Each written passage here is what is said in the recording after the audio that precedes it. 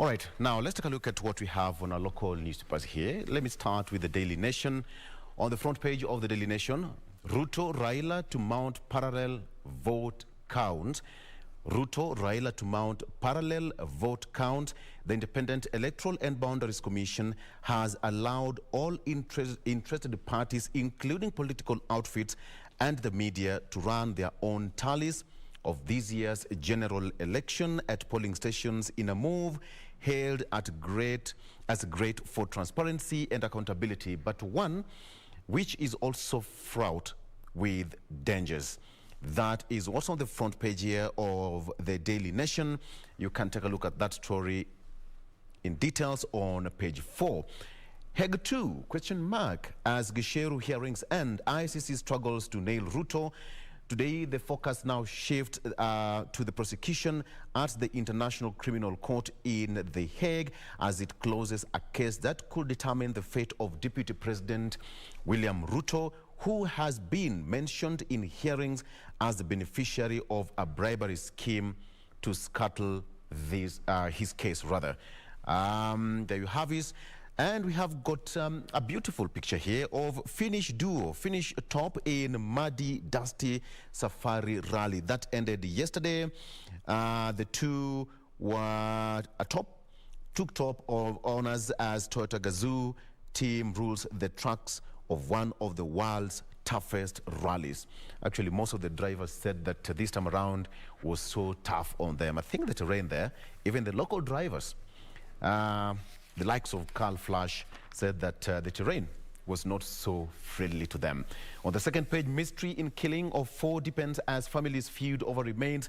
A dispute erupted at City Mortuary over the remains of Omeka, one of the victims, and he said that mystery surrounding the deaths of 4 friends who were linked to outline fraud last week deepened over the weekend after a dispute erupted at the City Mortuary over the remains of Elijah Omeka, one of the victims there.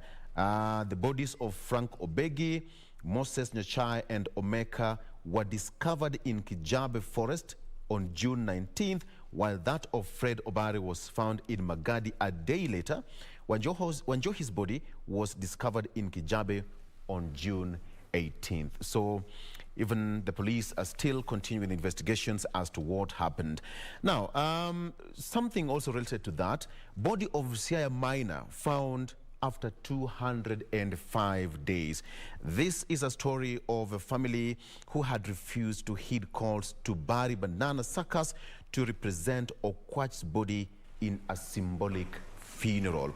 This incident rather happened way back last year when the pitmen were excavating a tunnel near Abimbo Mines when they stumbled upon Tom Okwach's body yesterday morning. Okwach was one of the 8 men who were trapped when the mines collapsed on December 2nd last year as they were digging a tunnel. So 7 months later, the body was recovered. Much as it happened later on, 205 days later, but the family says that now they are somehow relieved because they are going to give the king a decent burial. Inside Ruto Raila vote count plan as IEBC agrees to parallel voting. IEBC has encouraged the political parties, media, civil society and other stakeholders to do their own tabulation. They said that the parties prepare for massive bid to tally vote count amid rigging fears. On the second page here, related to that, Raila will lower the entry grades for trainee teachers from Northeastern.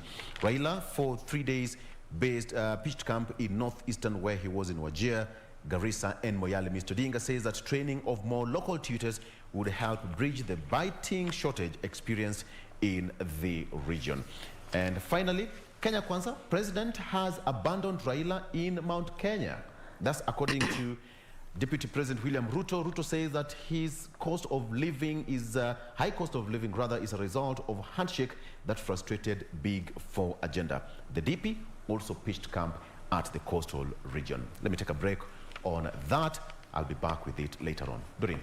Right, we actually start with that story on what happened in Siaya, Bondo, that is 7 months ago. That is a Bimbo gold mine. And this story has also made its way this morning on the People Daily. In fact, the state had halted, or better still had stopped the search of, that is Tom or Quach in February. But, you know, the residents there together with the other gold miners, they continued with their search, and at least it's a reprieve for the family because they were able to find the body. And now, as it turns out, the family will be able to give their kin the burial that he so deserves. So it's good news for the family there. This is after 7 months of search of the gold miner, that is Tom or Quach. Now, away from that to some bit of politics now. As it turns out, Azimio la Umoja, One Kenya coalition party, now has up until Thursday to persuade its weak candidate to step down in favor of the stronger one in what is being termed the zoning. That party has employed this mechanism particularly to its strongest area in which they're going to pick the stronger candidates, and this is supposed to give them a chance of trouncing other opponents for various seats, particularly for those in the National Assembly, the Senate, as well as governorship. In fact, even as we speak of governorship, as it stands, the current Kitui governor, who is Charity Ngilu, who was also eyeing for that seat for the second time, already stepped down for Julius Malombe, who was also eyeing that particular seat. Now, so as again, it continues to turn out that the coalition now has been working with pollsters to determine popularity of candidates in the various opinion polls that they have been carrying. And so whatever the polls show in terms of who is stronger compared to the other one, that is now what the party will be employing, that the one who's weaker is supposed to step down for the one that is stronger, and they have up until Thursday this week to do that. So even as we speak about up until Thursday as a time in which they have to do that, with just 42 days to the polls, the poll agency, that is IEBC, still defends its digital register use, says that it has tamper-proof. This is even as the IEBC continues to say that they are not in any way going to employ the manual system, which is what the various political leaders in the different political divides has been employing IEBC to just consider to use the manual register, given the fact that with technology, anything can happen and it might just fail.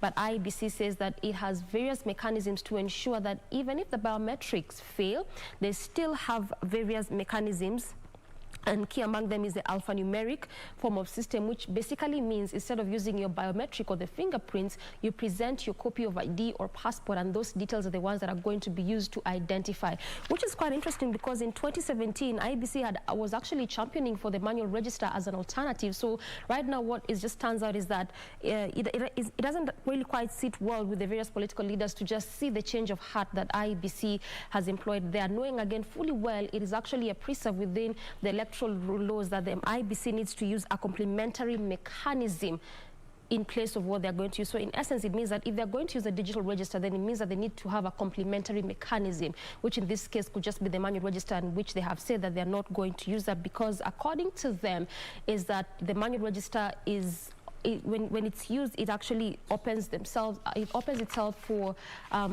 manipulation, which is not what they're up for. So they still defend the digital register as the way in which they're going to identify voters come August 9th. Now, to what is happening on the roads, clearly also you have that story which we talked a bit about earlier in the morning in respect to what happened just this past weekend along the expressway, where 1 killed, 5 injured in Nairobi expressway crash. And so just as it turns out, as it was mentioned by the government spokesperson, that is Cyrus Oguna, he said that actually as it turns out is that accidents on the roads, including the expressway, have been on the rise, much as this particular route was just opened recently, and also says that the crashes are attributed largely to drivers ignoring speed limits. And so this is one of the reasons as to why there have been numerous accidents on the roads and also the expressway. Now, still sticking with the expressway, after it was opened up to the public, there were conversations surrounding whether or not motorists would be using this particular route, given the fact that they were expected to pay toll fee, which is not what a good number of Kenyans wanted. But the recent report shows that public transport commuters are actually warming up to the use of this multi-billion shilling Nairobi expressway, and they're willing to pay the toll fee, much as this is not what they really wanted from the beginning. But this is even as they say, just going by, what one motorist said, that is Mburu. He says that you find that matatus using the expressway fill up faster than those using the old road. He says it actually takes him 10 minutes to Syokimau, unlike the old Mombasa road where he can spend up to an hour or even more because of the traffic jam. So clearly, as it turns out, motorists and even those using the public service vehicles are roaming up to the new expressway. Pray.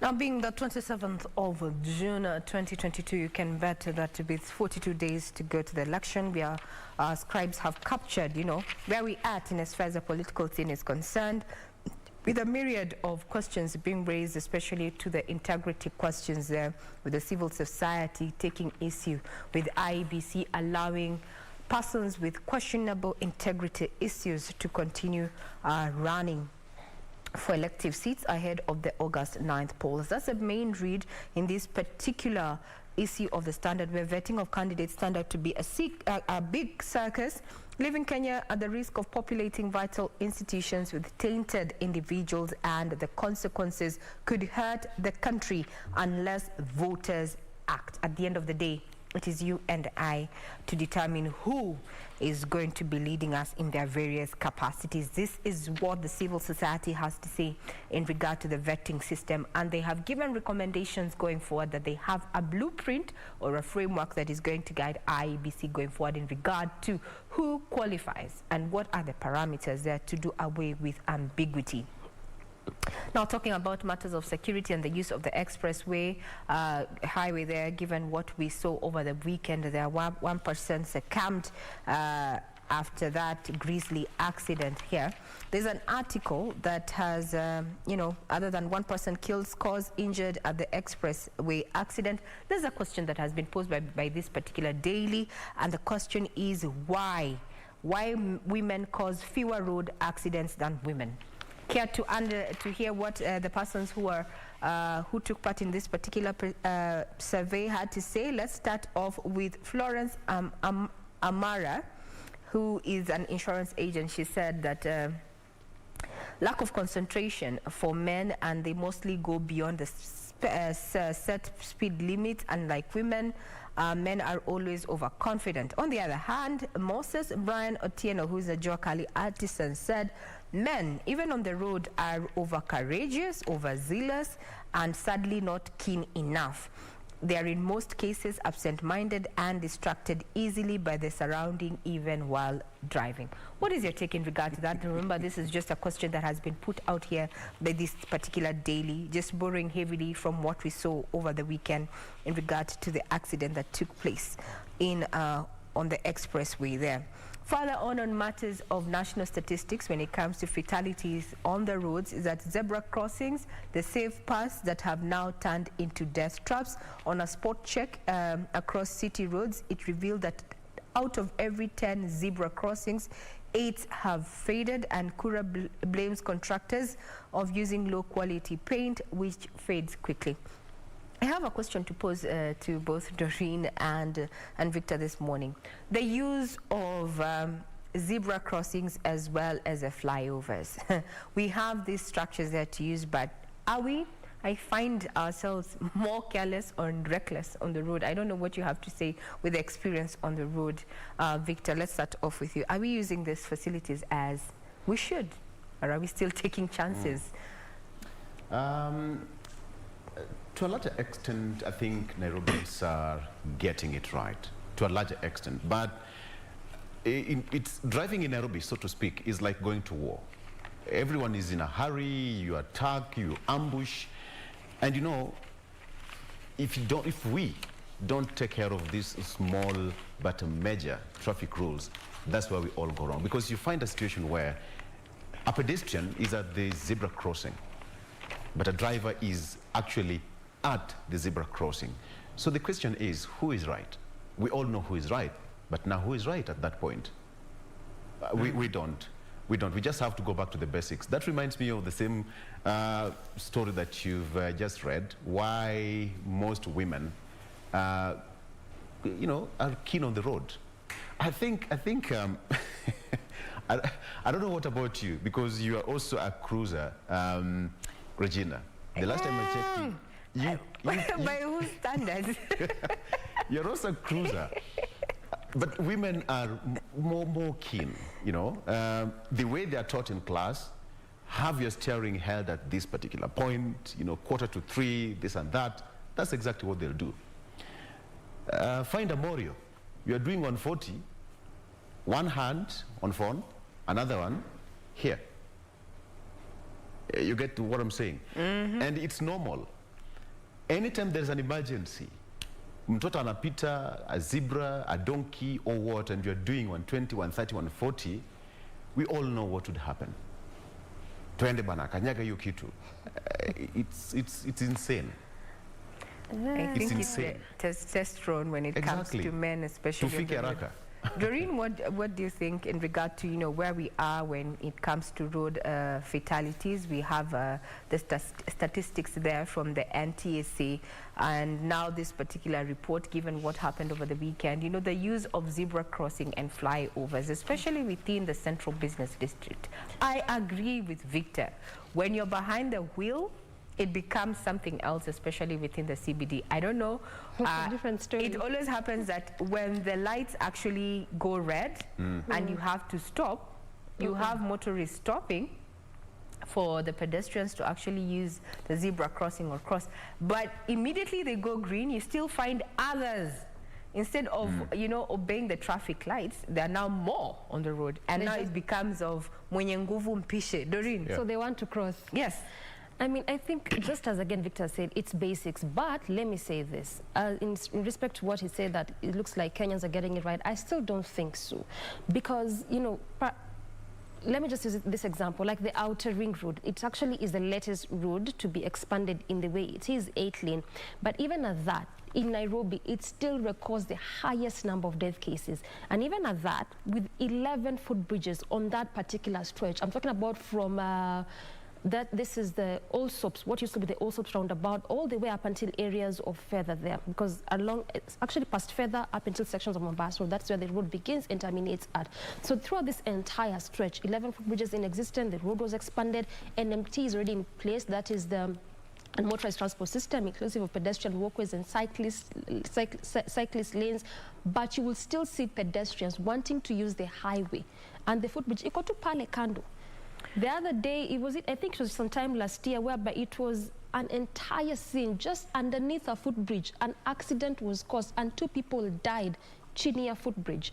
So I think Kenyans are really so much on a rush and on the go. So in terms of just getting that discipline to use the road as is, bado haijafika. It's not quite there yet. And I don't know who needs to like teach us the basics, or you just learn as you go. I don't know, because we are not there yet in terms of just getting the right discipline for motorists as well as for pedestrians to know when it's your time to go and it's your time to not, when you need to use the footbridge or not. Unapata mpaka watu wengine wameharibu barabara so that they can just have a space to pass through. Na bridge iko tu pale juu. Imagine, as in, so jump like through 30, 40 meters away from you. And you know what, Regina? You know, accidents do not happen in a span of 5 minutes, seconds. For example, you are at the lights, the traffic lights, and then you see someone hooting behind you, and there is a red light, you know. And you wonder, do you want me to jump over? As in, what do you want? It's counting. You are now at 10 seconds to go. Someone is hooting behind you. I know. And this is not an ambulance. And even at that, these traffic lights, it's like they only apply to only those using the vehicles, because the cyclists. Yeah.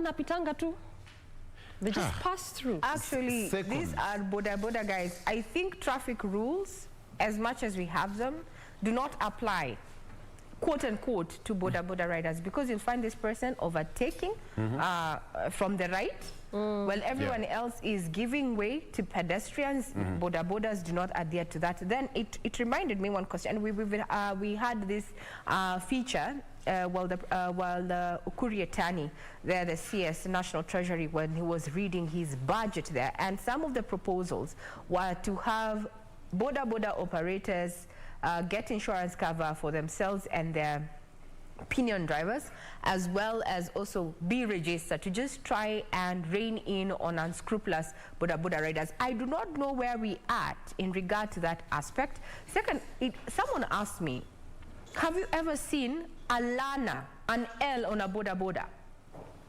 No. Have you ever? All of them are... They learn on the job. They learn on the job. They are all experts. Yes, they learn on the job. Yeah. Today, walk in, go to a bike shop, buy a boda boda, whichever make you'd want, and you're on the road.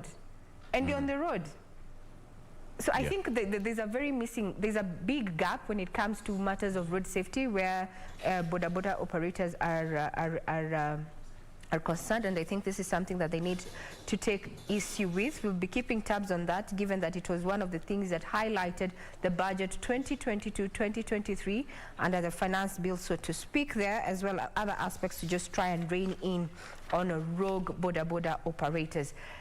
We had stories. We have 42 days to go to the August polls, and there's been a lot of question in regard to how will the results be transmitted. Now IEBC finding itself at a crux with some civil society saying that they need to reconsider to have manual registers at the polling station.